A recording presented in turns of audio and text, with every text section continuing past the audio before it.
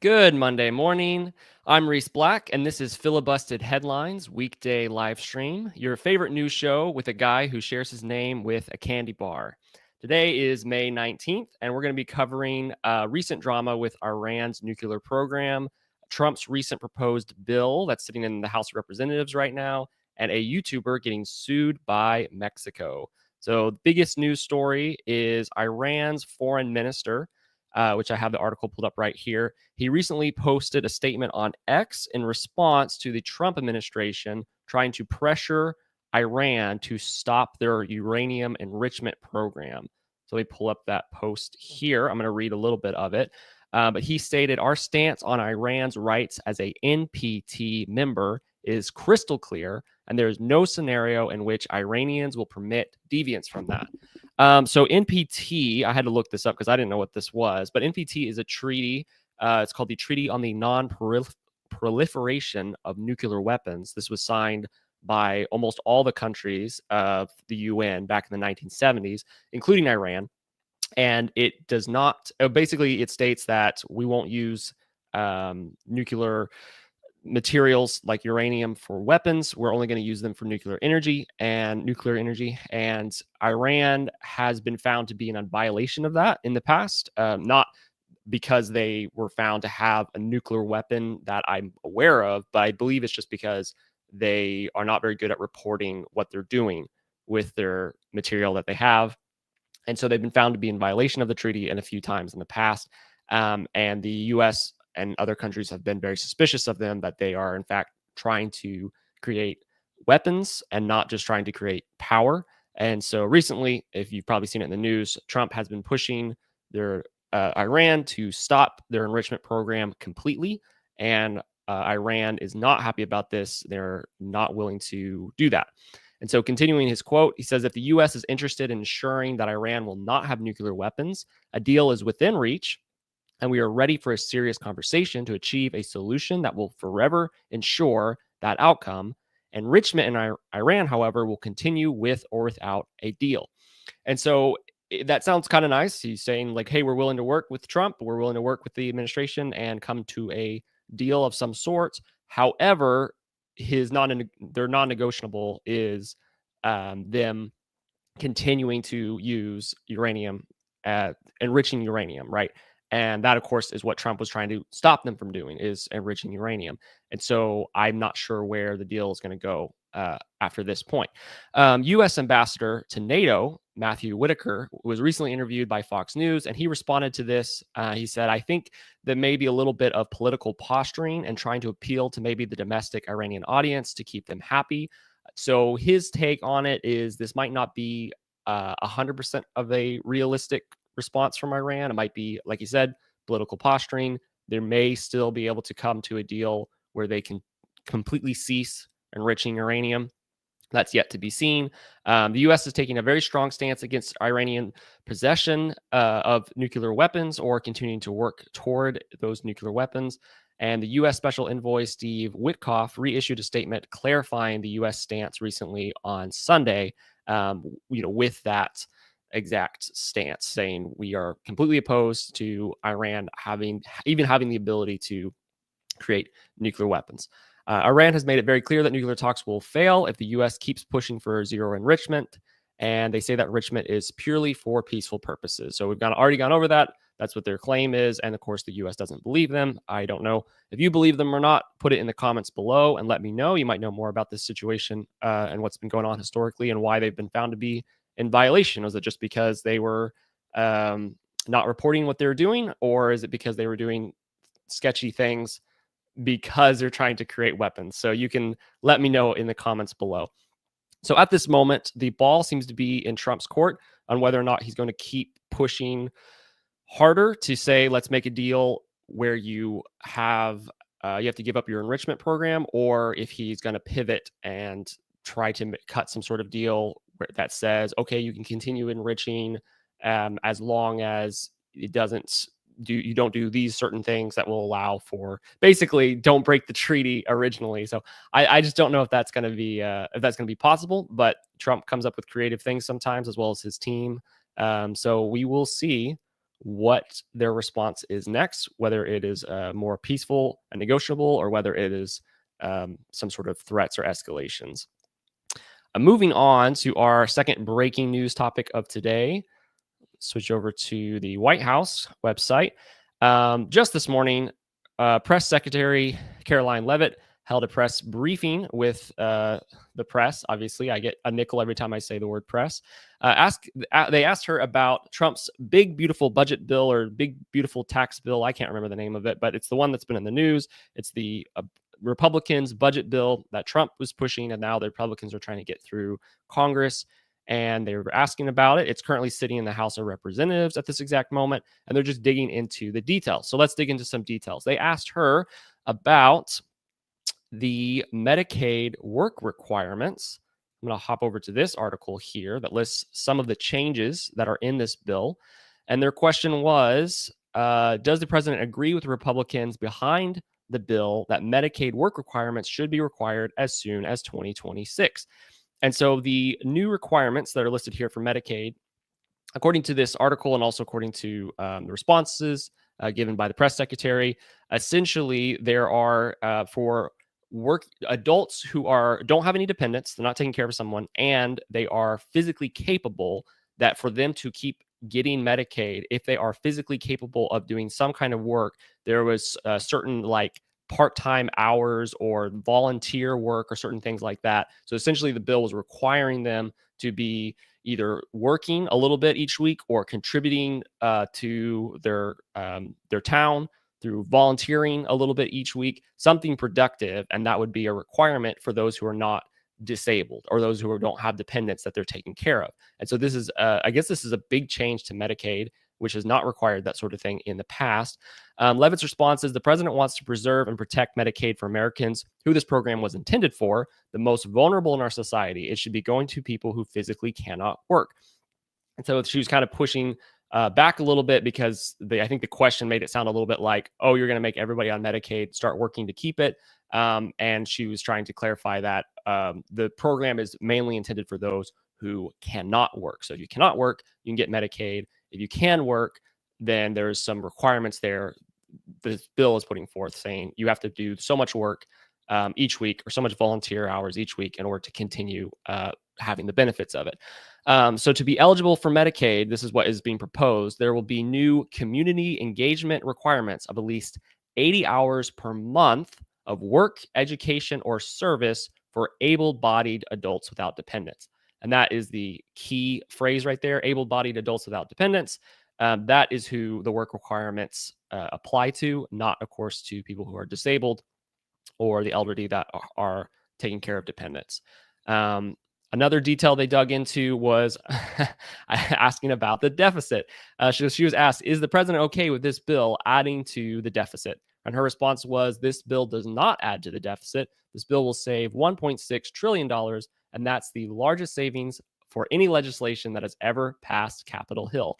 I want to hear your comments on this one. I think this might be a little bit of a semantic question over, or maybe an arguing of what the word deficit means and doesn't mean. I'm sure that this statement will be fact-checked into oblivion pretty soon here.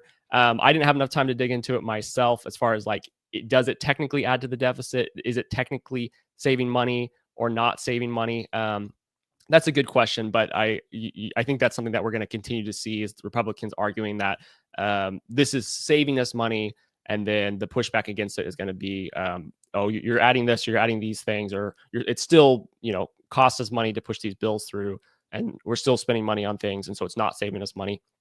Again, I don't know quite enough about the specific bill and where our deficit is right now to know if it actually does remove from the deficit or not, but let us know in the comments below, and I'm sure we'll be following back up in a future episode.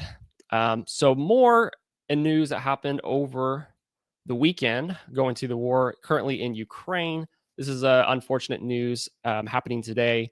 So Russia recently launched the war's largest drone strike to date against Ukraine, which is pretty crazy considering how late in the war we are. And just within the last few days, they've launched the largest drone strike against Ukraine. And this actually came after the end of the recent peace deal timeline set by President Trump. So President Trump had set a timeline to try to cut a peace deal, and I believe that timeline has now passed. And now the things are escalating again as we see this drone strike. Ukraine reported that there were 273 drones, excuse me, but that they shot down 200 of them. Whether that's true or not, I do not know. I feel like every time that somebody shoots somebody else, there's always discrepancies on the numbers. As far as we saw that with India and Pakistan the other day. I still don't know if Pakistan actually shot down 5 fighter jets from India or not, or if that was just them bragging about something that maybe they didn't actually do. I'm not sure. So that's the claim. And U.S. Ambassador to NATO, again, Matthew Whitaker, he was interviewed about this. And when asked whether Putin was ready to actually make a deal or if he's just stringing the U.S. along, he said, I think President Trump is uniquely positioned to get a deal done if a deal is to be had. And that doesn't really sound like much of anything to me. So hopefully that this is actually possible due to being optimistic that we will be able to see a deal here and cut a deal here to actually end the war in Ukraine. But it's definitely going on longer than anyone wanted to. And even looking from the Trump administration, it has not ended as quickly as so far as Trump has said that he wanted to end it. Not really a criticism against Trump so much as just that is what it is. And that's something that the Trump administration is still attempting to do. Not that they can control all the parties in the world, but that's obviously something the U.S. is interested in doing, is ending this conflict as soon as possible. So hopefully that is still possible. Moving on to tariffs. This is a recent update with the tariffs that have to do with China. And this Trump has come out warning Walmart, telling them that they need to eat the tariffs, essentially eat the price increase due to the tariffs. This is because Walmart released a statement this past Thursday saying that all their goods could increase in price in the near future due to the tariffs. And so you might remember that recently China and United States paused some of the reciprocal tariffs that they had, the exuberant ones that were over like 125% or 145%. Those were paused to give time for them to cut a deal on what the tariffs are going to look like going into the future. However, at the moment, tariffs against China, I still believe, is at 30% because Trump kept a 10% that was reciprocal. And then he also kept an extra 20% that had to do with the fentanyl crisis here in the United States and a punishment against China for that. And so what we're looking at is, I don't know how much of a raise that is from where it was before, but I believe it's pretty significant raise. So we have 30% tariffs against China on most goods. And Walmart has said, hey, that's even too much for this exact moment, and we're going to have to raise prices. So yeah, the Walmart CEO, Doug McMillon, he said on the company's first quarterly earnings call, he said, even at the reduced levels, the higher tariffs will result in higher prices. So the reduced levels is, even though we went back down to 30%, it's still higher than it was before. So it's going to result in higher prices. So Trump was not happy about this. President Trump's Truth Social post on Saturday stated, Walmart, I have a picture of his, I couldn't find it on Truth Social. So we have a picture of his post on X from Truth Social. A little bit of social media inception going on here. But he said on Saturday, Walmart should stop blaming trying to blame tariffs as the reasons for raising prices throughout the chain. Walmart made billions of dollars last year, far more than expected. Between Walmart and China, they should, as I said, eat the tariffs and not charge valued customers anything. I'll be watching, and so will your customers. And so Walmart, of course, their slogan is save money and live better, but they will now be changing that to save money, live better, except during tariff season.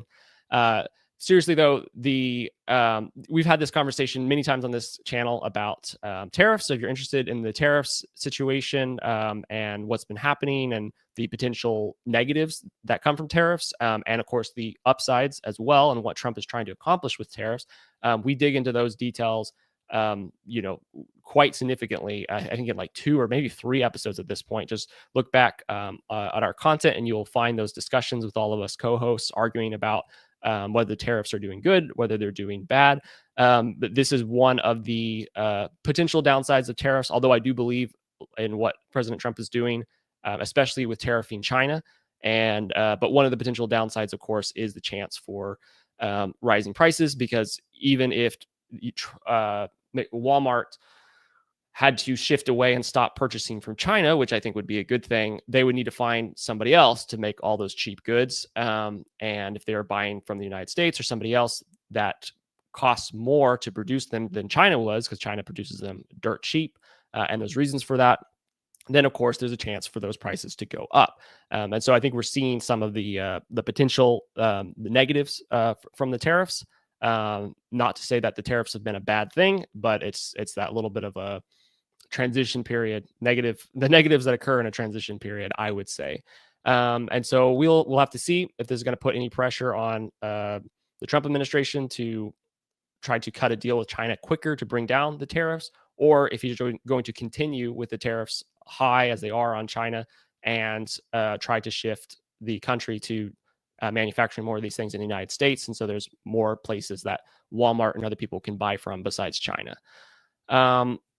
A little bit of a sad, interesting, and slightly confusing stories transitioning away from the tariffs. Former President Joe Biden has just been diagnosed with an aggressive form of prostate cancer. So Biden said in a post to X, he said, like so many of you, Jill and I have learned that we are strongest in the broken places. Thank you for lifting us up with love and support. The former president's personal office stated, while this represents a more aggressive form of the disease, the cancer appears to be hormone sensitive, which allows for effective management. So they claimed that there is a chance to manage the cancer that they have. And Biden, just so y'all know, is 82 years old. I forgot that he was that old. I can't remember how old Trump is, but I think he's kind of around the same age. Somebody let me know in the comments. But Biden is currently the oldest president or oldest former president, or oldest, also competing with Trump, oldest president in the history of the United States. This is an interesting story. My first comment on this one, I think that obviously this is a conservative or right-wing talk show that we have here. And I don't agree with almost anything that President Joe Biden did while he was in office, or anything that he has like stood for or come out for. In most cases, I mean, I'm sure there's something you could point to that's pretty much a no-brainer. That's like, okay, yeah, I agree with that. But in general, I don't think I supported him as a president. However, I think that it's times like this is when you kind of show your character, is like, especially in the messy world of politics. Like, are you going to wish someone well or pray for them because they have a disease, or are you just going to not think about that because they're on the other side of the political aisle than you? So I hope you'll join me after this live stream is over to pray for Biden, that he would recover from this, and not to be in case of Biden or anybody else, when they have tragedy on the other side of the political aisle, not to kind of throw them under the bus or use it as an opportunity to drag them through the mud. Instead, showing support and sympathy, I think, is the way to go here. The interesting thing about this, which I'm sure we'll see a lot more analysis of this, and maybe possibly headlines coming out in the future if there is more details to come. I've seen a small amount of analysis on this, which is essentially stating that I don't know if this is true or not, but some people's analysis of this is that there shouldn't be really. It shouldn't have come as a surprise, and it's possible, as well as Biden's mental decline that was being covered up. Now, this is I'm not stating facts here. I'm stating my just thinking out loud. But it's possible, in the same way that they covered up his mental decline while he was president, this could have been something that was already known and was also covered up. Like Biden and his family might have known it, and they might have prevented it from coming out into the public until recently. I don't know if that's true or not. It'd be interesting. We have books and things being published now from previous Biden aides who are showing some of the cover up of his mental decline. So it'd be interesting to see if this actually comes out as well. So this was something that was already, if it was already known, and that was being covered up as well. I don't know, again, if that's true or not, or if it really did just actually catch it in this exact moment.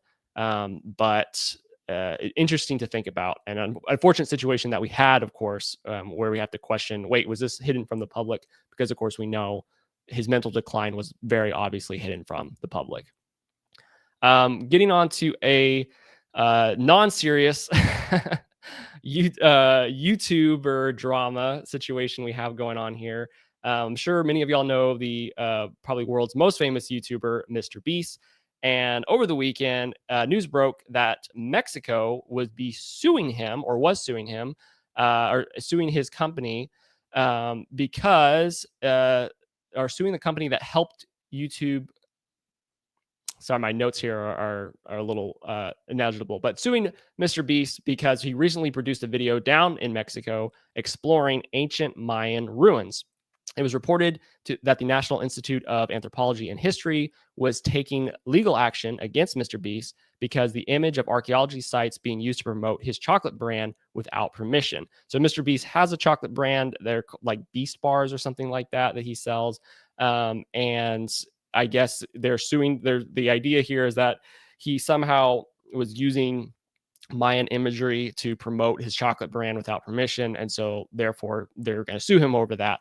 However, MrBeast has come out recently, I think just this morning, and denied that the lawsuit allegations are true. He said, "We are not and have never been sued by them." So he is stating that he's not actually being sued. So this is a little bit breaking YouTube drama that's probably not too important to y'all's daily commutes, but it is what it is.